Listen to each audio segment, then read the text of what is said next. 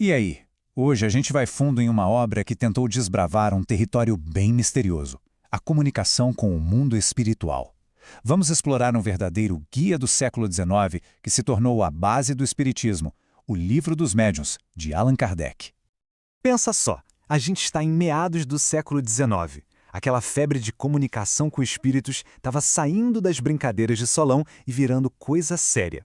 Foi aí que Allan Kardec viu que era urgente criar um manual, um guia confiável para quem quisesse navegar por essas águas, como ele mesmo diz.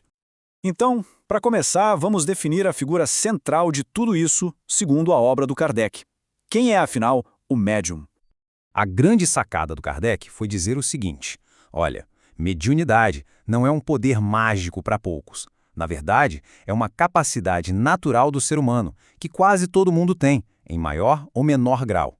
A questão não é se a pessoa tem, mas qual a intensidade.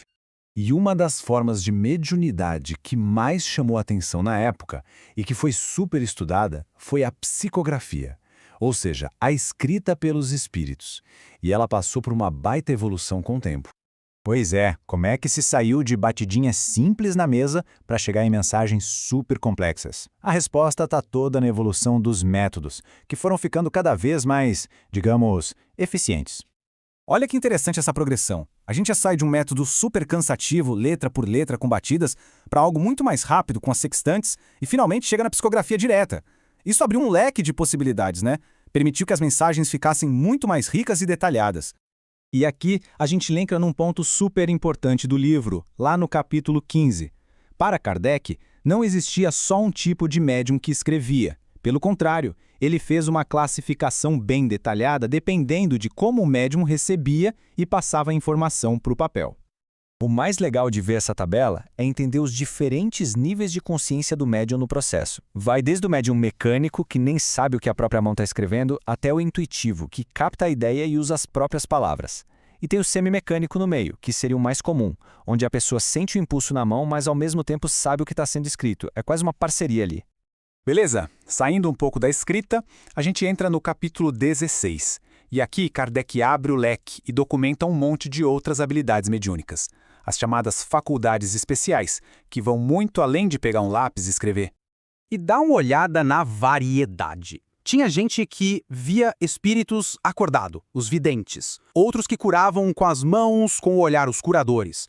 Tinha até médium pintor, desenhista. E os poliglotas, um caso bem raro de gente que falava ou escrevia em línguas que nunca aprendeu. A ideia era mostrar que essa influência espiritual podia se manifestar de 1001 maneiras. Aqui tem uma separação que é fundamental entender. De um lado, o médium sonâmbulo, que na verdade está agindo sob a influência do próprio espírito, da própria alma, que está, digamos, expandida. Do outro lado, os médiums que a gente pode chamar de instrumentais, que são um canal para uma outra inteligência. É a diferença entre acessar a própria consciência profunda ou ser um intérprete para outra. Ok, se tem tanto tipo de médium e tanta comunicação acontecendo, surge a pergunta de $1 milhão. Como é que se sabe se a fonte é confiável? Como separar o joio do trigo? E segundo Kardec, espíritos que não são lá muito elevados exploram principalmente duas fraquezas, duas brechas no médium, o orgulho e o egoísmo. Esses seriam os principais pontos de vulnerabilidade. E o livro é bem prático nisso. Ele dá uma espécie de checklist para ficar de olho, sabe? Aquela necessidade de escrever toda hora, não aceitar nenhuma crítica, se afastar de quem dá bom conselho, acreditar em qualquer elogio, tudo isso são sinais de alerta. É um guia mesmo para não cair em armadilhas. Já do outro lado da moeda, a comunicação com espíritos superiores teria uma cara bem diferente. Sempre calma, com dignidade, com um conteúdo moral elevado. E o mais importante, eles nunca forçariam a barra. Se o ambiente ou a sintonia não está legal, eles simplesmente se afastam. Toda essa preocupação em distinguir o tipo de comunicação leva a gente para a pergunta central, né? Afinal de contas, para que serve tudo isso? Qual o propósito da mediunidade segundo a doutrina? E a resposta é bem direta. O objetivo não tem nada a ver com curiosidade, com entretenimento, muito menos com ganhar dinheiro. A ideia é que a mediunidade seja uma ferramenta séria para o nosso próprio avanço, tanto moral quanto intelectual. É para ajudar a gente a entender melhor a vida. E para fechar, tem essa mensagem, que é colocada no livro como um grande resumo de tudo. Uma síntese da filosofia inteira em duas orientações bem simples. Primeiro, o amor, que seria a base de tudo, e segundo, a instrução, o conhecimento, o caminho para evoluir.